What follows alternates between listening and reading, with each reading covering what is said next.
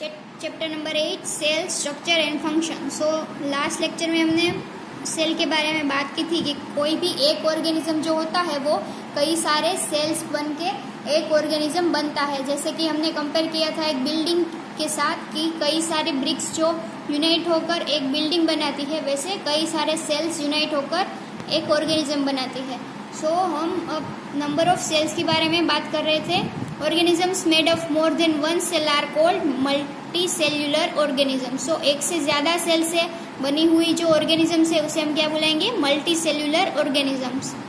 The number of cells begin less in smaller organism does not in any way affect the functioning of the organisms. You will be surprised to know that an organism with billion of cells begins life as a single cell which is the fertilized egg. So कोई भी अगर small जो organism होते हैं, जो छोटे प्राणी होते हैं, तो उसमें पहले नंबर ऑफ सेल्स 1 ही होता है। सो ऐसा नहीं है कि अगर उसमें कम सेल की जो संख्या है वो कम होती है, कोशों की संख्या कम होती है, सो उसका फंक्शन भी कम होगा, ऐसा नहीं है। उसका फंक्शन भी जैसे बड़े एनिमल में जैसे सेल्स फंक्शन करते हैं, वैसे ही छोटे एनिमल्स में भी कम संख्या में भी सेल वैसे ही फंक्शनिंग करते हैं। Organism with billion of cells begin life as a single cell. So जिस ऑर्गेनिजम्स में अब बिलियन सेल्स होते हैं, वो एक टाइम में जब फर्टिलाइज्ड ईग होता है तो तब उसमें एक ही सिंगल सेल होता है, एक ही सेल होता है। फिर जैसे जैसे उसकी ग्रोथ होती है वैसे सेल मल्टीप्लाई होते हैं एंड सेल की जो संख्या होती है, कोशों की संख्या, वो बढ़ती है। Look at figure 8.3a and b. Both organisms are made up of a single cell. The single cell organisms are called unicellular. So एक से ज्यादा जो सेल से बने हुई होते हैं ऑर्गेनिजम्स, हम उसको क्या बुलाते थे? Multi cellular. और जिसमें एक ही सेल होता है उससे हम बुलाएंगे यूनिसेल्यूलर। यूनि यानी 1 एंड सेल्यूलर मतलब सेल। सो आपको फिगर दिखाई गई है यहाँ पर, फिगर 8.3 एंड फिगर 8.3b, यानी ये फर्स्ट अमीबा की है एंड देन पैरामीशियम है। ये दोनों कैसे है? यूनिसेल्यूलर, यानी दोनों में एक ही सेल है। Page number 92।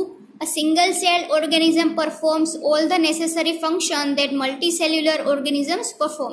So एक सेल से बनी हुई जो organisms है वो भी वही सब फंक्शन करती है जो multicellular organisms करती है। A single cell organism like amoeba captures and digests food, respires, extracts, grows and reproduce. So single cell organism like जो अमीबा है वो यूनिसेल्यूलर organisms है, यूनिसेल्यूलर organism है, तो वो भी सभी फंक्शन करती है, सभी वर्क करती है जो कि मल्टी सेल्यूलर ऑर्गेनिजम्स करते हैं, यानी एक्सट्रैक्ट करना, ग्रोथ उसका होना, फूड डाइजेस्ट करना, रेस्पिरेशन सिस्टम सभी उसमें भी होता है। Similar functions in multicellular organisms are carried out by group of specialised cells forming different tissues in turn form organs. So multicellular जो ऑर्गेनिज्म होती है उसमें कई सारी टिश्यूज होती है, पेशिया होती है। सो ये पेशिया एक ऑर्गन बनाती है। जो हमने सिंगल सेल ऑर्गेनिजम्स में देखा, अमीबा में टिश्यूज नहीं होते, सिर्फ सेल होते हैं, 1 सेल होती है।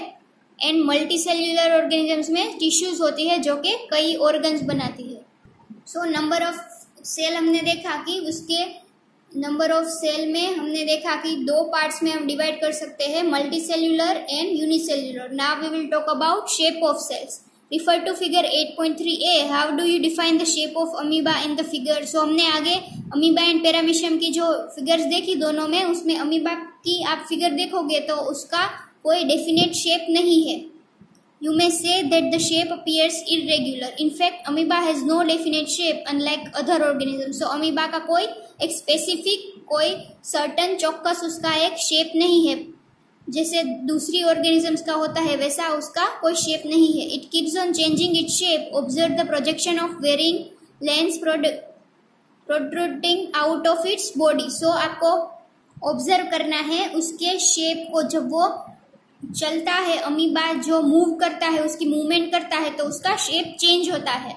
सो उसका प्रोट्रूडिंग यानी उभरा हुआ, वो बाहर निकला हुआ जो भाग होता है, वो जैसे जैसे मूव करता है सो उसका जो शेप होता है वो चेंज होता है, यानी बाहर आता है एंड अंदर जाता है। इस तरह से वो मूवमेंट करता है, चलता है एक जगह से दूसरी जगह पे। सो ऐसे आपने आगे की क्लासेस में देखा होगा, आगे के क्लास 7 में आपको स्यूडोपोडिया यानी फॉल्स फीट, मतलब उसके नकली पैर वो बनाता है, उसके वो मूवमेंट करता है। As you learnt in class 7, these projections appear and disappear as amoeba moves to feed. So amoeba जैसे चलता है वैसे वो अपीयर एंड डिसअपियर होता है, जो उसके स्यूडोपोडिया यानी उसके नकली जो पैर होते हैं वो।